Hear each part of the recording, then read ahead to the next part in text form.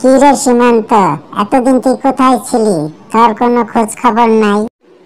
আর বলিস না বন্ধু, ডোনাল্ড ট্রাম্প প্রেসিডেন্ট পদে জয়লাভ করেই আমাকে ফোন দিয়েছিল তার সেলিব্রেশন পার্টিতে অ্যাটেন্ড করার জন্য। ট্রাম্পকে আমি এত করে বললাম আমি খুব বিজি, তুমি সেলিব্রেশন পার্টি করে ফেলো। ট্রাম্প তো নাছোড়বান্দা। ট্রাম্প বলে যে তুমি না এলে আমি সেলিব্রেশন পার্টি করব না। কি যে একটা অবস্থা দোস্ত, বলতো দেখি। তাই শেষে যেতে হলো আর কি। দোস্ত, তুই তো জানিসই আমার আবার উঁচু লেভেলের লোকদের সাথে চলাফেরা। কি বলিস বন্ধু, তোর তো দেখি আমেরিকার সাথে সেই লেভেলের যোগাযোগ। তাহলে পরবর্তীতে আবার আমেরিকা যাওয়ার সময় আমাকেও সাথে করে নিয়ে যাস। ঠিক আছে বন্ধু, তুই যেহেতু এত করে বলতেছিস, আবার যাবার সময় তোকে সাথে করে নিয়ে যাব নে।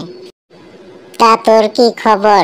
তুই কেমন আছিস? অনেকদিন ধরে তোর কোনো খোঁজ খবর নাই। আর বলিস না বন্ধু, তুই আমাকে দেখবি কি করে? আমি তো আজকে সকালে কানাডা থেকে আসলাম।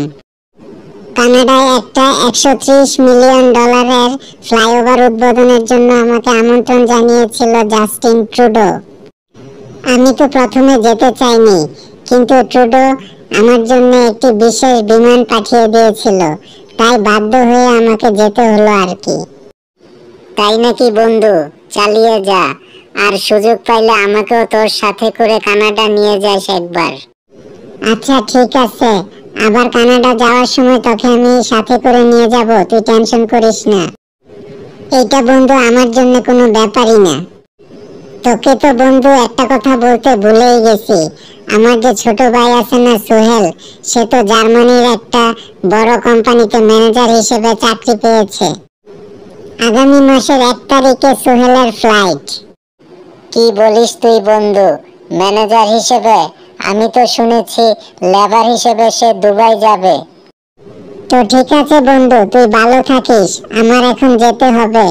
আমার আবার হোটেল রেডিসনে ফরেন বায়ারদের সাথে একটি গুরুত্বপূর্ণ মিটিং আছে। ঠিক আছে বন্ধু, যা তাহলে, পরে আবার দেখা হবে।